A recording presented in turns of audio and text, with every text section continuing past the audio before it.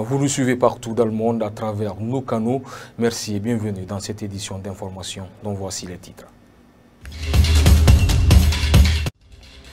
Les opérations d'enrôlement pour la confection des passeports des passagers pour le Hajj 2023 ont débuté au centre islamique de Donka, pas d'affluence, mais les agents sont sur place. Vous aurez les détails dans ce journal. Le chantier de la construction de l'échangeur de Bambuto a-t-il un impact néfaste sur les activités des riverains? Élément de réponse est avec notre reporter dans ce journal.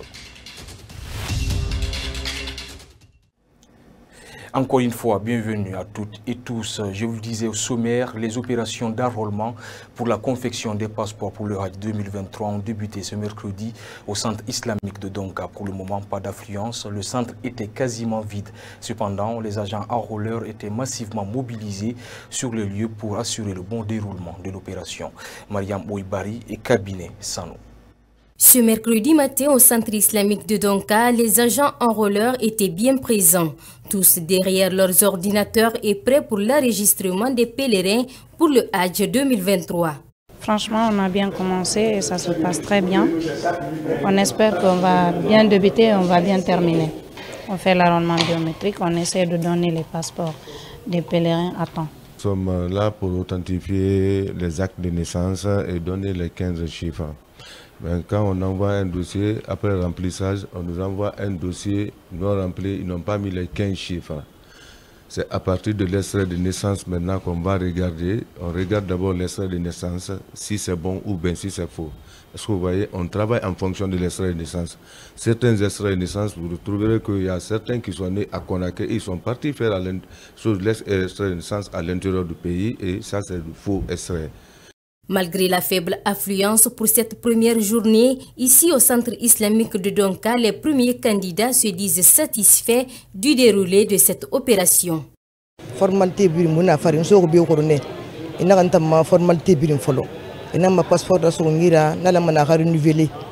Dès que je suis venu, ils ont entamé ma procédure. Ils ont retiré mon ancien passeport et tous mes autres dossiers et m'ont dirigé vers le docteur Anne du CHU d'Ignasdine. Après la visite médicale, je suis aussi parti à la banque pour faire le versement. Franchement, tout se passe très bien.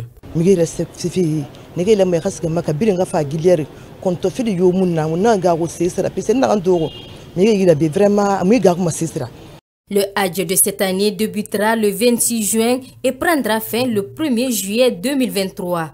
Au total, ils sont 10 000 pèlerins guinéens attendus pour le grand pèlerinage à la Mecque. Diplomatie, des voix s'élèvent autour du compte à rebours du chronogramme de la transition émis par l'ambassade des États-Unis en Guinée. Le patron de la diplomatie guinéenne attribue à l'attitude du pays de l'oncle Sam le caractère suprémaciste. Et l'UFR de Sidia Touré pense que cela ne devrait en aucun cas choquer les autorités si elles n'ont pas d'agenda caché.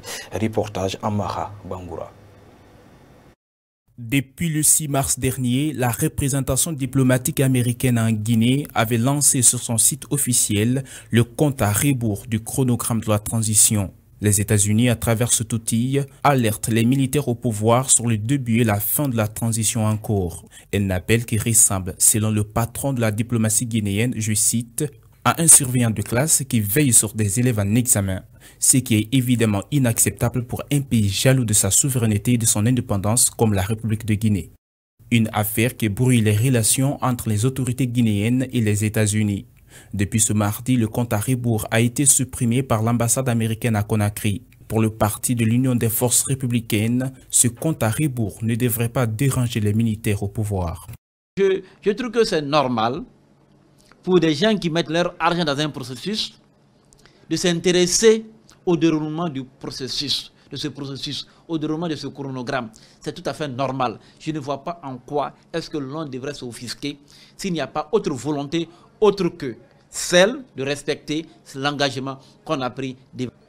Ils ont fait un test et ils ont eu les résultats auxquels peut-être ils s'attendaient ou ils ne s'attendaient pas.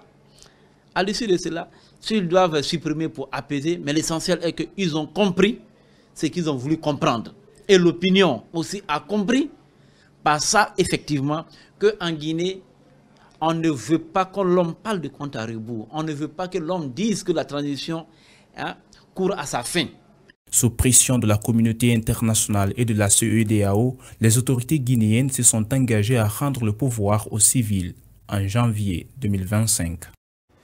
L'église anglicane Saint-Toussaint de Kaloum a célébré la messe chrismale ce mercredi décembre. Cette prière s'est déroulée en 3 étapes, la bénédiction des huiles et le renouvellement des promesses sacerdotales, ainsi que la célébration des jubilés de la vie sacerdotale, tout en priant pour la paix et la quiétude sociale en Guinée. Reportage Zinab Kamara et Tidiane Kamara.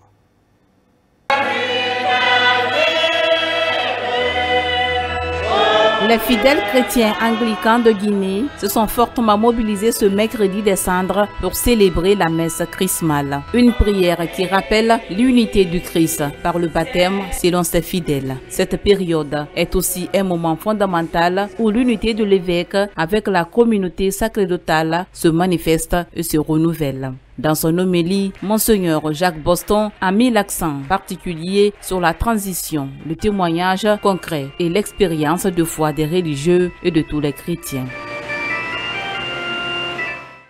La messe chrismale est une occasion où l'évêque célèbre avec ses prêtres diocésains. Et durant cette célébration, les 3 huiles sont consacrées, c'est-à-dire l'huile pour les malades, l'huile Saint-Crème et l'huile de catéchumène. Ce sont ces 3 huiles-là qui seront utilisées durant toute l'année et au sein de l'Église. Donc c'est une grande fête, mais aussi c'est une fête où les prêtres renouvellent leurs vœux sacerdotaux. Je souhaite aux chrétiens par anticipation bonne fête de Pâques, mais aussi à mes frères et sœurs de l'islam, bonne continuation de Ramadan. Que Dieu nous bénisse. Shalom à vous tous. Ils étaient plusieurs à concélébrer la messe ici à l'église anglicane Saint-Toussaint de Kaloum. Cette fidèle chrétienne n'a pas manqué d'apprécier cette action de l'évêque avant de prier pour le pays. C'est un vœu de paix, de prospérité, de transition apaisée, de réconciliation, d'unité nationale. Nous prions pour cela, pour que le Seigneur notre Dieu exauce ces prières et que ces prières soient matérialisées dans chaque âme. Au cours de la prière, l'évêque bénit les huiles. Ces huiles servent toute l'année pour tout le diocèse. Chaque fois que les huiles sont utilisées, le ministère de l'évêque qui les a consacrées est symboliquement présent. La prière a été suivie par la bénédiction et le renouvellement des promesses sacerdotales par les prêtres concélébrants. Comme annoncé dans les titres, la construction de l'échangeur de Bambeto impacte les activités commerciales des riverains. Les marchands et conducteurs de taxi-moto se plaignent du manque de la clientèle. Si certains saluent la construction du pont, d'autres par contre souhaitent l'accélération des travaux. Reportage signé Mamadou Tanouba. La construction du pont de Bambeto avance lentement mais sûrement. Cependant, les travaux impactent les activités économiques des petits commerçants installés dans les 4 coins de ce grand rond-point. Les commerçants rencontrés sur place expliquent que depuis l'entame des travaux, la clientèle se fait rare. Le mouvement est trop diminué, il n'y a pas de marchement aussi. Vraiment, alors là, vraiment, ce qu'on gagne, c'est trop peu, quoi. C'est trop peu, parce que c'est pas comme d'habitude. On a souhaité que ça augmente plus que comme ça. Ce qu'on demande aux autorités, c'est de faire des pressions sur les travaux pour que le travail, faire leur travail rapidement, pour que ça soit fini très très rapidement. C'est ce qu'on souhaite.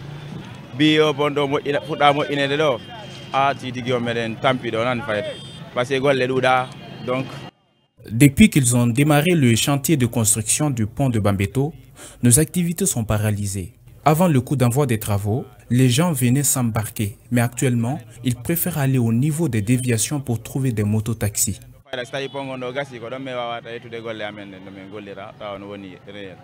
Mamadou Baïlo Diallo revend des chaussures au niveau de la station de Bambeto. Bien que impacté par la réalisation du chantier, il reconnaît tout de même l'utilité d'une telle infrastructure pour le désengorgement de la circulation dans le futur. Nous devons garder notre mal en patience, car la construction de ce pont sera bénéfique à tout le monde.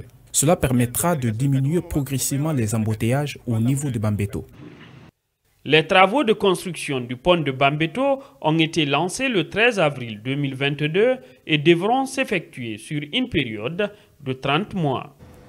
Justice, pour finir, le procès des massacres du 28 septembre 2009 se poursuit au tribunal de première instance de Dixine, délocalisé dans l'enceinte de la cour d'appel de Conakry. Ce mercredi, une autre victime était à la barre. Ousmane Diallo affirme que c'est aux environs de 8 heures qu'il s'est rendu au stade. Il dit avoir été frappé et blessé alors qu'il escaladait le mur.